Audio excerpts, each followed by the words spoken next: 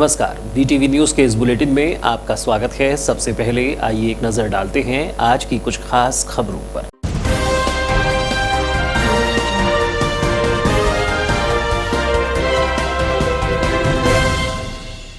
MPRDC की पौधारोपण योजना खटाई में महिला समूह कर रहा मृत पौधों का रोपण। गोंगलई घाट में लगाए जाने हैं 4000 पौधे। पर्यावरण संरक्षण अभियान की हकीकत, 250 रुपये प्रति पौधे के हिसाब से होना है भुगतान। LRLM ने कहा लापरवाही पर राशि में करेंगी कटौती। पुलिस बल ने निकाला नगर में फ्लैग मार्च। त्योहारों को लेकर लिया सुरक्षा व्यवस्था का जायजा। मुख्य मार्ग में वाहनों से किया भ्रमण। पुलिस अधीक्षक ने की नियमों का पालन करने की अपील। मुहर्रम को लेकर नक्काशीदार ताजिए हुए तैयार। 20 अगस्त को अकीदत से मनेगा मुहर्रम पर्व। ताजियों का आमजन कर सकेंगे दीदार। वर्षों से चली आ रही है ताजिया सजाने की परंपरा।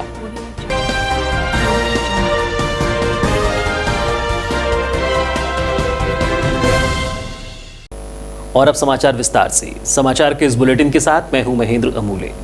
पर्यावरण संरक्षण और संवर्धन यह केवल विचार नहीं बल्कि प्रकृति को हरा भरा बनाने और पर्यावरण संतुलन बनाए रखने की अहम कड़ी है। लेकिन यह महज खानापूर्ति और दिखावा ही साबित हो तो क्या कहा जाए। ऐसा ही कुछ नज़ारा पौधारोपण को लेकर तब दिखाई पड़ा जब महिला समूहों को सरकारी खर्च पर यह जिम्मेदारी दी गई और उन्होंने मुरझाए और मृत पौधों से ही पौधारोपण कर दिया।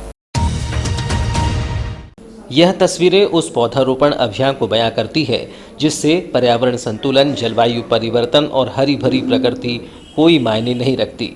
मध्य प्रदेश सड़क विकास प्राधिकरण के पौधारोपण अभियान की मंशा को इस तरह ग्रहण लगाया जा रहा है। सड़क निर्माण के दौरान हरे भरे वृक्षों की कटाई को रोका तो नहीं जा सकता, लेकिन MPRDC ने पौधारोपण को बढ़ावा देने के लिए योजना चलाई है। इसके तहत उन महिला समूहों को जिम्मेदारी दी जा रही है जो गांव में या फिर नदी किनारे पौधारोपण कर रहे हैं। लेकिन इस पौधारोपण अभियान को पलीता लगाया जा रहा है, जिसमें तस्वीरें बालाघाट के गोंगलई घाट की हैं, जहां हरे पौधों को लगाने की बजाय मृत और जड़ विहीन पौधों का रोपण कर महज खानापूर्ति कर ली गई है। महिला समूह को जिम्मेदारी देने के बाद इसकी निगरानी का काम ग्रामीण आजीविका मिशन को दिया गया है, जिसमें बताया गया है कि यहाँ 4000 पौधों का रोपण किया जाना है, जिसमें प्रति पौधे 250 रुपये के हिसाब से खर्च दिया जा रहा है। लेकिन पौधारोपण की हकीकत कुछ ऐसी है कि इनमें से अधिकांश पौधे जीवित ही नहीं हैं, तो फिर उसके रोपण के बाद वृक्ष बनकर उभरने की कल्पना कैसे की जा सकती है। इस संबंध में महिला समूह अध्यक्ष वर्षा बोम्बार्डे से चर्चा की गई तो पहले तो उन्होंने जानकारी देने से मना कर दिया और बाद में लड़खड़ाते हुए जो कुछ कहा वो आपके सामने है। पेड़ 2 दिन से यहाँ पे रखे हैं और उनको अभी पानी वगैरह नहीं मिला है, इसलिए हो सकता है कि सक्सेस भी हो जाए। और गड्ढा 2 फीट की इसमें हो रहा है, एक घमेला खाद भी जा रही है। एक पेड़ पे जैसे अनुमानित कीमत लगाई जाए तो कितनी रुपए बनती है अनुमानित कीमत? हमारा 250 रुपये 5 साल तक का एक पौधा का है। देख रेख और पेड़ की क्या कीमत है? पूरा लगवाना, लेना, फेंसिंग वगैरह पूरा 250 रुपये। अभी जितने पेड़ लगाए जाएंगे इसमें कई पेड़ ऐसे भी हैं जो लगे हुए हैं लेकिन वो मर चुके हैं अभी के तुरंत में ही। फिर ऐसे में कैसे ये वृक्षारोपण सक्सेस होगा? अभी मरा नहीं है क्योंकि अब सक्सेस अभी तो शुरुआत ही हुई है लगाने के, और तापमान और टेम्परेचर आप ही लोग देख रहे हो। पानी का भी उपयोग तुरंत किया जाता है लेकिन यहाँ पानी भी नहीं दिखाई दे रहा। पानी का चल रहा है, एक पौधे पे एक बाल्टी पानी अभी डाला जा रहा है।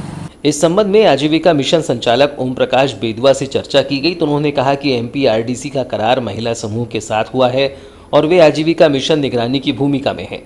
अगर महिला समूहों ने लापरवाही की है तो उन्हें प्रदान की जाने वाली राशि में कटौती की जाएगी।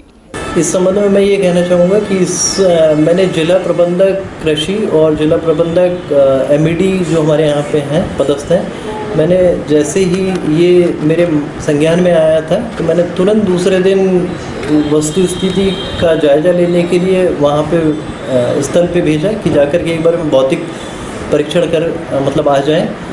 वहाँ पे ये पाया गया कि चूँकि ये पौधे समूह की नर्सरी के माध्यम से ही क्रय किए गए थे और यहाँ पे लाकर के रखे हुए थे जिसमें पानी उनके द्वारा नहीं दिया गया, तो कुछ पौधे सूख गए थे। ऐसी स्थिति में स्पष्ट निर्देशित किया गया है कि अगर मान लीजिए कोई भी पौधा अगर वहाँ सूखा और इस तरीके से पाया जाता है तो उसकी राशि संबंधित ग्राम संगठन को प्रदान नहीं की जाएगी।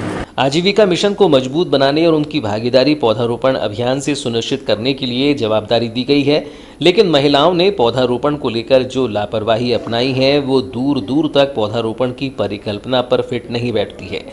अंदाजा लगाया जा सकता है कि यह इस तरह के पौधारोपण से हम किस तरह प्रकृति को सुरक्षित और संरक्षित रखने का संकल्प ले सकते हैं। मुहर्रम पर्व को शांतिपूर्ण तरीके से मनाए जाने को लेकर गुरुवार की शाम बालाघाट पुलिस बल ने नगर में फ्लैग मार्च निकाला। पुलिस कंट्रोल रूम से निकाले गए इस फ्लैग मार्च में पुलिस अधीक्षक अभिषेक तिवारी एवं पुलिस बल शामिल रहा।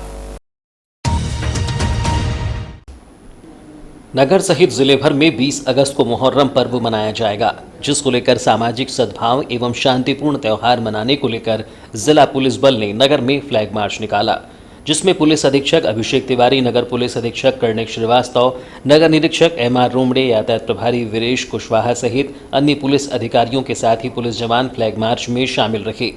बालाघाट पुलिस कंट्रोल रूम के सामने से यह फ्लैग मार्च निकाला गया, जो काली पुतली चौक, रानी अवंतीबाई चौक, बैहर रोड, शास्त्री चौक, देवी तालाब चौक, महाराणा प्रताप चौक, मेन रोड होते हुए काली पुतली चौक पर समाप्त हुआ।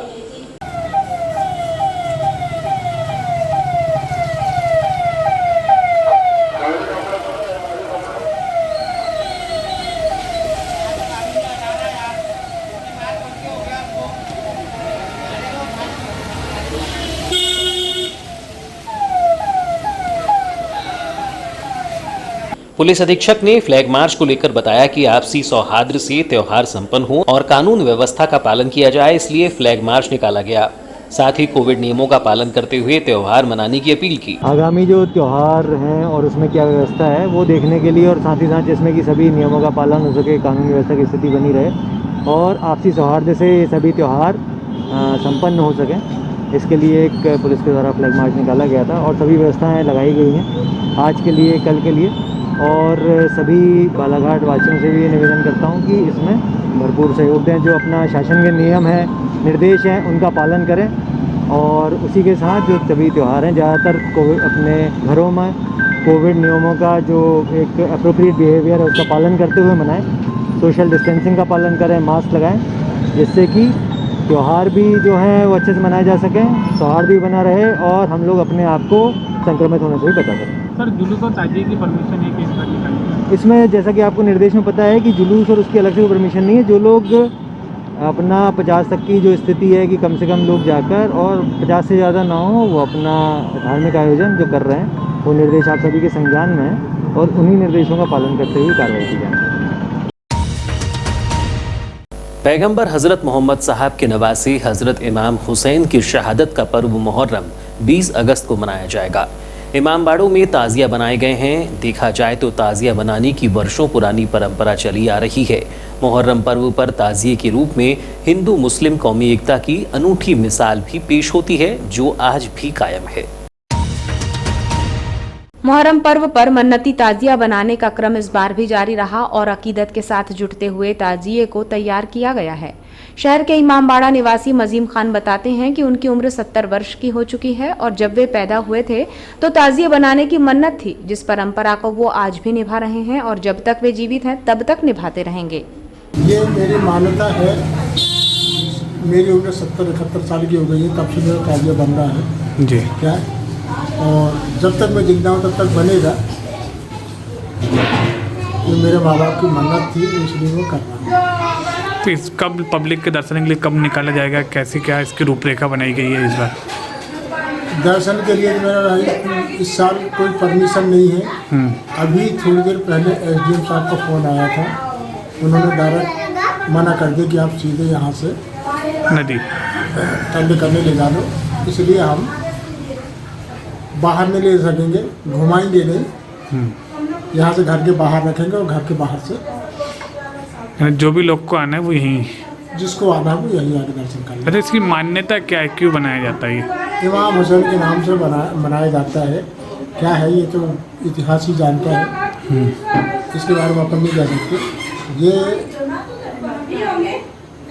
इमाम हुसैन के नाम से ताजिया बनता है और ये हम लोग मानते हैं। नगर में मुहर्रम पर्व को लेकर अब तक रौनक बनी हुई रहती थी और मन्नती ताजिए को राजघाट चौक पर रखा जाता था, जहां हिंदू मुस्लिम सभी ताजिए का दीदार किया करते थे। लेकिन कोरोना महामारी के इस दौर में पाबंदियों के तहत ताजिए नगर भ्रमण नहीं कर पा रहे हैं। हालांकि बताया गया है कि प्रशासनिक छूट के तहत इन्हें ताजिया निर्माण करने वालों के घरों के सामने रखा जा सकता है ताकि लोग इसका दीदार कर सकें। आज मुहर्रम पर्व पर अकीदतमंदों द्वारा ताजिया रखा जाएगा और रात्रि में इसे ठंडा किया जाएगा।